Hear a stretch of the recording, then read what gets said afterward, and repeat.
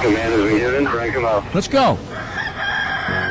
When I say I don't know, I don't know. Let's go, baby. Now, the morning drive. Buckle up, everybody. A little bit of this and a little bit of that. It's a game changer. I listen to you guys every single day on my way to work. Well, again, I'm not a doctor, nor do I play one on the radio. You guys are amazing. What are you doing over there? I'm going to the top. The morning drive. To the bat balls.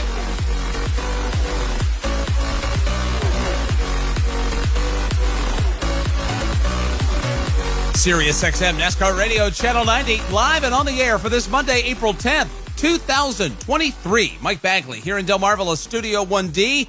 Pistol Pete Pistone is off today. Shannon Spake of Fox Sports sliding into the co-hosting chair this morning. Sammy is in Studio 134 of the Beltway Bureau in our nation's capital. We welcome each and every one of you to this Monday morning. Welcome in to you, Shannon Spake. How are we doing this morning?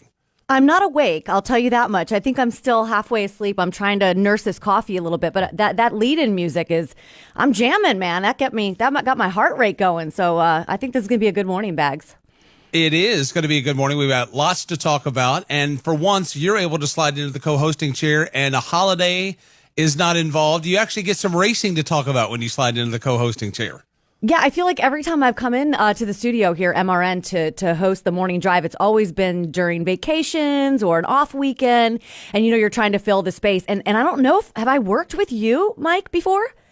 I don't think this is so. Yeah. So listen, we're going to play some music because I know you're a big music guy and I am as well. We're going to talk a lot of racing because it was a fantastic night and I would say a fantastic weekend out at Bristol Motor Speedway. I think no one really knew what to expect based on the last 2 years. And I just think top to bottom, it was a great weekend.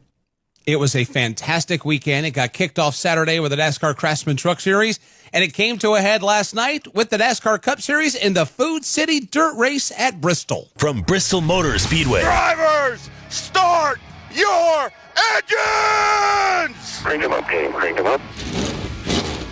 Green flag is out. Larson gets a big jump as they go to turn one. To absolutely nobody's surprise, Kyle Larson will lead this race, and in his tire tracks, the man who started right behind him, battling Austin Dillon for second into turn three, is Christopher Bell. Trouble in turn two. Bubba Wallace went up to make a slow, steady spin. He gets Joey Logano collected, and that brings out the first yellow flag. Again, it looked like Wallace got sideways. 30 to go in stage number one. Green flags back out. They rumble back to turn one. Austin Dillon decided to follow the tire tracks of the race leader, and he will take the second spot away from Kyle Busch, who restarted to the bottom, and he will now drop into the third position. Christopher Bell putting the pressure on him for third. Trouble in turn four. It's Brad Keselowski. He's been turned around, and that brings out the third yellow flag in the Food City Dirt Race. Kyle Larson's going to lead this thing and win stage one, but the most impressive guy, we've got several cars together, guys. The yellow is out off turn four. Denny Hamlin, Josh Berry get turned around. Doesn't look like there's too much damage, but this will be the end of stage one. All those cars are able to correct themselves. We're about ready to charge back into action here. Green flag is out. On the outside, Tyler Reddick gets a big jump. Bubba Wallace now will swing to his outside and try to go side by side. Trouble in turn number one up against the outside wall, but gathering it in is Kyle Busch. Right behind him, another car into the outside wall. Looks like it's the machine of Joey Logano. We'll keep an eye on the that. battle right now. Whoa! They touch, and that's Ryan Preece getting into the backside of Kyle Larson. Let's see if either car has sustained any damage. They both stay heavy in the throttle. A little bit of tire smoke, maybe tire rub on the part of the machine of Ryan Preece, but he has not slowed his progress. Ryan Preece had the right rear tag the wall here almost at the start-finish line. We'll have to keep an eye on that. Meanwhile, Tyler Reddick leads them back to turn one. Trouble turn two. We've got a car spinning around. It's Michael McDowell. The whole pack stacks up. McDowell does a complete 360, keeps going, and now pointed in the wrong direction is Brad Keselowski, and that brings out caution flag number 6. Well, Logano has almost come to a complete stop. He stays out on the racing surface, as you mentioned, with a lot of smoke. The race leaders now head into turn three with Tyler Reddick 2 car lengths over Bubba Wallace. Logano is done. Major problems the front end of that machine. He is going to be the first DNF. Ryan Preece is spinning down the back straightaway, gathers the car in, almost had it saved, and he's facing the wrong direction. He won't lose a lap, but wow, what a night has really gotten much more difficult for Ryan Preece. Now Kyle Busch dives to the inside, slides up the racetrack. Will he slide in front of Reddick? Yes. Now Reddick crosses over at the stripe. Kyle Busch leads by a half a car length. Tyler Reddick trying to return the favor will slide up in front of Kyle Busch and recapture the top spot. 3 wide for the third position. On the bottom, Christopher Bell. In the middle is Kyle Larson up top, and now gaining the advantage is Austin Dillon. Austin Dillon slide job in turn 4 as he goes up the racetrack. Tyler Reddick crosses over to the bottom. He's back in the lead. Kyle Busch on the top. Austin Dillon on the bottom. 3 cars fighting for the top spot. Dillon got a great run out of turn 2. Dillon dives to the bottom of the racetrack, pulls alongside Reddick. It'll be a drag race back to start-finish line, and stage 2 goes to Tyler Reddick by about 6 feet over Austin Dillon. Green flag is in the air. On the outside with a great start is Christopher Bell being shoved along by Chase Briscoe. Briscoe will take the second spot away from Todd Gilliland. In the process, gets way high on the banking. Might cost him a position. He hangs on to second into turn 3. Seabell leads. Kyle Larson is around in turn 4. Single car spin. I don't think anybody touched him, Mark. And now the yellow flag comes out, and that is going to be the 9th caution of the Food City dirt race. Kyle Larson drove across the front straightaway, and that left front wheel was flopping around. They brought him onto pit road. He stopped. They pulled up the hood, and they were able to see the front suspension, and it is broken. Kyle Larson behind the wall and done for the night. Battle for the lead. Briscoe looks to the inside of Bell. Bell moves up the bank in turn number 2, trying to draw even. He will do so. Is Briscoe. They bump. They touch coming off turn 2. Holding on to the race lead is Bell. Problems off the turn 4. It's Kyle Busch. He spins it around. He does a 360, but this time it brings out the yellow flag. I think that will be yellow flag number 13. They take the green flag. Bell tries to get away in turn 1. Doug, you said Big Bang finish. Is that literal figure? And it's literal as we've got a car spinning on the exit of turn number 2, and it is Ryan Blaney who restarted on the inside. He'll continue and will stay green. Christopher Bell and Tyler Reddick. White flag is in the air. The next flag ends this race as they race into turn 4, and the yellow flag comes out. The race is effectively over. Christopher Bell will be the first dirt track expert to win a cup race here at Bristol Motor Speedway. He does so under the yellow and checkered flag. You won. Hell yeah, buddy. Good job. Wow. Hell yeah, guys. Excellent job. Thanks for talking me back into our plan we came with. Sorry we didn't give you everything you needed there, but you made the most of it. That's how it sounded last night on the Performance Racing Network and here on SiriusXM NASCAR Radio Channel 90. It was a night of spinning, and in the case of Christopher Bell, it was a night of winning when he went to victory lane for the very first time for 2023 and the first dirt expert to finally win the Bristol dirt race. You heard it here, Shannon. We watched it on NASCAR on Fox, saw Race Hub and the like. What is your general takeaway, your immediate takeaway of Seabell finally getting the victory lane in this race where a lot of folks had him winning the previous 2 years, but he just wasn't able to do it? Yeah, you got to say it's about time, right? It's about time that these dirt regulars got up front. I mean, they were running top 5 all night long, whereas the veterans that kind of have stolen the show, so to say, they were, I mean, listen, Denny Hamlin, Brad Keselowski, even Joey Logano, who won the truck race and has won this race before. You're just like, where are these guys? I thought it was I thought it was a great race. I thought it could have turned very different if NASCAR had not let these guys continue to go when the cars spun. How fun was that? I mean, Michael McDowell kind of set it all off, and you're like, what just happened? And then he did it again, and I think you give so much credit to NASCAR for not, just getting really quick on that, pushing that yellow and letting the guys race it out, because there were a lot of cautions, but there could have been a lot more had they not just let the race play out the way that they did. I agree with that. There were a couple, though, I think that they were a little quick on the trigger, but that's the race director's call, and you don't know. Like, for instance, when you see a guy like Kyle Busch spin, that normally doesn't happen. When a guy like Kyle Larson just spins, that normally doesn't happen. Is there something on the racetrack? What's going on? Beyond that, I thought that it was a night to where I had Larson or Bell winning that race. But I've been waiting for that. I've had that the last 2 years.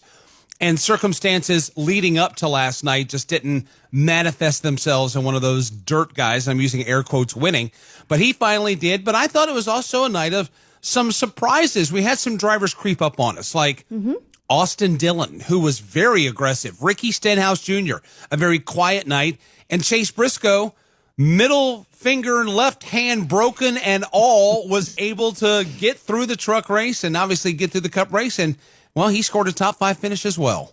How about Ryan Blaney as well? He was up there, and we know he doesn't have a ton of dirt experience. Old Dave was cheering Ryan on. Obviously Dave Blaney has a ton of dirt experience. I was really impressed with Austin Dillon. I think there were a couple times where I looked at Larry and Jamie in the studio last night, Larry McReynolds and Jamie McMurray, and I was like, does Austin Dillon, does he have a lot of dirt experience?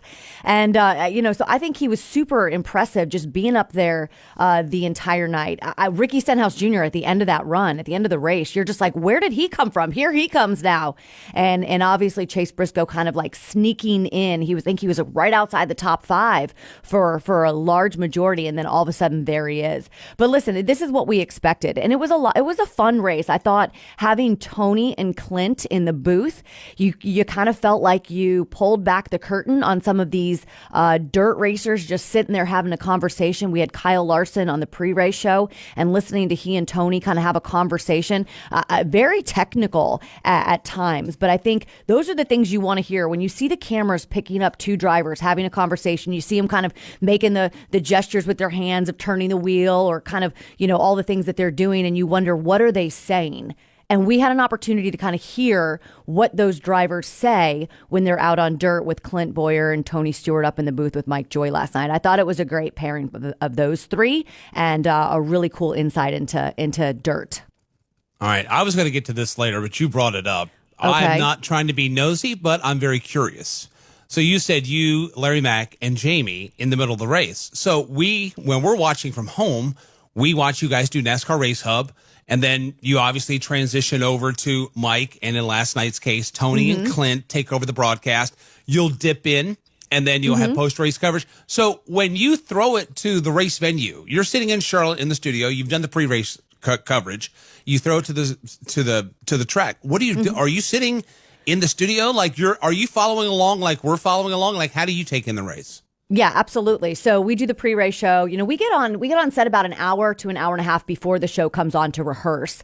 We kind of run through the motions, make sure all of our graphics are right, make sure we're, communicating with the track and we kind of know the direction that we're going in. We don't go word for word in rehearsal. We just kind of do broad strokes. And then we go on and obviously go back and forth with Chris Myers and those guys at the track. As soon as we kind of throw to Chris and those guys, because they handle the last couple segments in that race day show, Larry Mack oftentimes, he's off to his little room. He's got his race command. If you've ever seen him in there, it's quite the scene. He spends a lot of time in that room. I don't think Linda McReynolds sees him much during the season. He's always there. And then Jamie and I will sit with some of our producers and we watch the entire race. We have a crew break where everyone kind of gets a meal and kind of eats, but we're sitting in a little room. It's got a large television and we're watching the entire race. We try to go out there at the end of stage 2 because oftentimes we'll do a cut in, do a highlight package. And then last night we got out there actually in stage 1 and stage 2 because there were cautions and those stage breaks lasted a lot longer than we expected.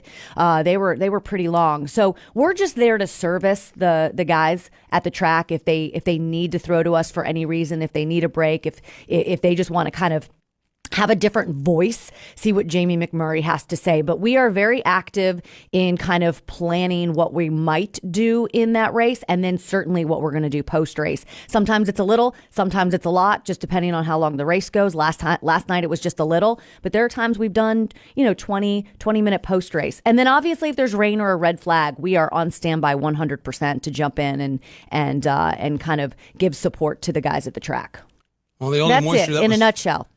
Well, that's awesome. The only moisture that was falling last night were the tears crying from others that were not able to keep pace with C-Bell. When we come back, you'll hear from C-Bell.